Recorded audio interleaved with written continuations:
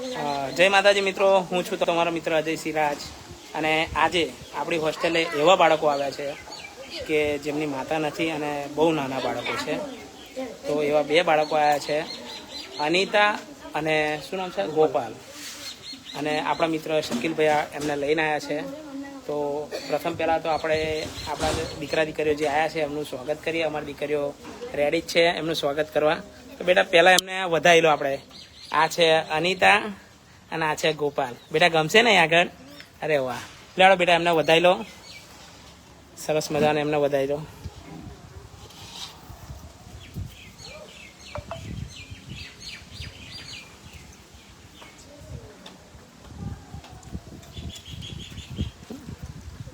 Hello, બે જાઓ બેટા. હા, પછી અંદર તમને હોસ્ટેલ બતાવો.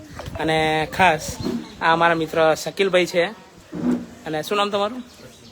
હે, સચિનભાઈ છે. આજે એમને મીકવા આવ્યા છે. તો થોડીક શકીલભાઈથી આપણે છોકરાની જે માહિતી છે એ આપણે લઈશું. શકીલભાઈ, કેમની છે એમની માહિતી? શકીલ, તમે મીકવા આવ્યા છો. આપ સૌ જાણો છો અને મને ઓળખો છો, પણ મારા મિત્ર અજયભાઈને આજે હું એમનો આભાર માનીશ કે બે છોકરા અમને લીધા છે મારી પાસેથી. કારણ કે મા વગરનો દીકરો જે કહેવાય છે ને, મા કોઈની ના મરે. આજે મા વગરના બે દીકરા હું લઈને અજયભાઈ પાસે આવ્યો અને બાપ એનો દારૂ પીવે અને રોડ ઉપર રપ્યા કરે. તો મેં બંને છોકરા લઈ લીધા એની પાસેથી વિડીયો બનાવીને કે ભાઈ હું છોકરા ભણાવીશ. અને બધા કાગળિયા બી લઈ લીધા. અને મને કહે છે કે ભાઈ મારી માં નથી, છોકરા છોકરી બેવની, છોકરાની ને બેવની. હવે સંજોગો સાચું બોલતો હોય કે જૂઠું બોલતો આપણને ખબર નથી, પણ એવું કહેતો હતો કે ભાઈ મરી ગઈ છે. તો અત્યારે આપણે એવું કહી શકીએ કે મા વગરના દીકરા છે.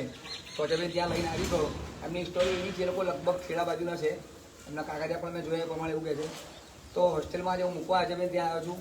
અને મા વગરના દીકરા આજે અજયભાઈ ત્યાં રહેશે. અને આપ સૌ જાણો છો, મેં મારા વિડીયોમાં તમે જોયો તો કે બે છોકરા મેં એના બાપ સાથે લીધા હતા.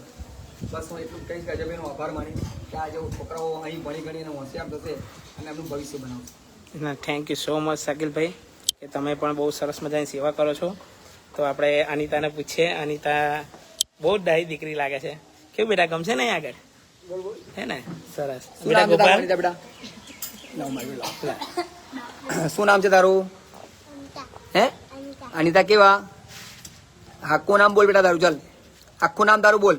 ઊંચું જો આમ. આખું નામ તારું બોલ. આખું નામ તારું બોલ. અનિતા, કેવું તારા પપ્પાનું નામ શું છે? ચલા ગોપાલ, ગોપાલ શું નામ છે તારું? તારા પપ્પાનું નામ શું છે? કનુભાઈ. ક્યાં રહેવાનું તમારા લોકોને? ખેડા, હે ને? તો કેમ કે હજુ નવું નવું થોડુંક ઓકવર્ડ લાગે. હેડ બેટા, બતાવ, તને હોસ્ટેલ બતાવું. ચાલ લઈ લો બેટા, એમને બતાવો હોસ્ટેલ. એટલે બારી કોણ લાગ બેટા, એટલે આજવારો. નેન્સી બેટા બતાવો દીકરીને. આવો શકીલભાઈ, આવો. જો બેટા, આ બધી દીદીઓ છે. હા હા બેટા, એ ઉપલે ઉપલે બારીઓ કોણ લાગ બેટા, એટલે આજવારો આવે.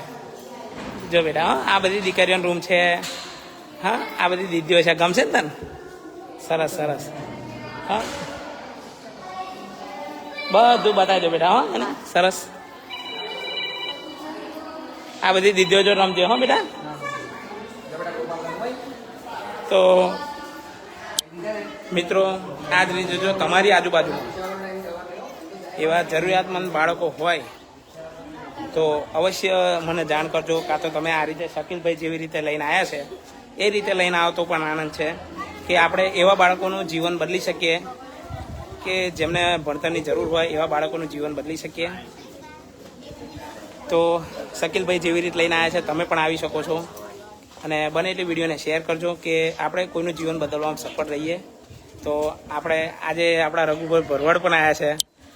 બોલો બાપુ, કઈ સેવા? એમની પણ ઘણી બધી સેવા હોય છે અમારે ત્યાં.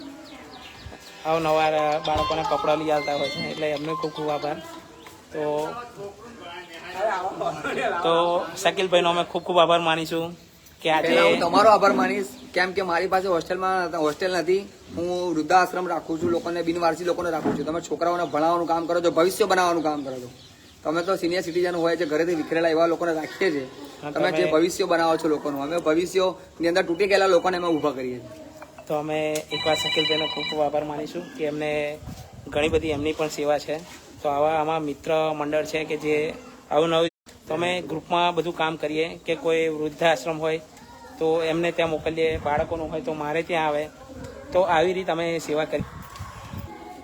તો તમે પણ તમારી આજુબાજુમાં એવા બાળકો હોય તો અવશ્ય મારો સંપર્ક કરી શકો છો.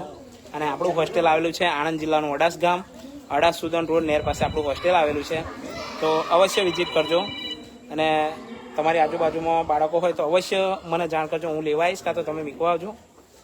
એમને ડાયરેક્ટ મને મળજો, મને કોલ કરજો, હું આવી જઈશ. બરાબર છે. તો મળીએ પછી સાંજના લાઈવમાં. અને બને એટલે વિડીયોને શેર કરજો. તો શકીલભાઈને પછી વખત થેન્ક યુ સો મચ કે આટલું સરસ કામ કર્યું તમે. તો ચલો વિડીયોને અંતિમ વિરામ આપીએ. જય માતાજી.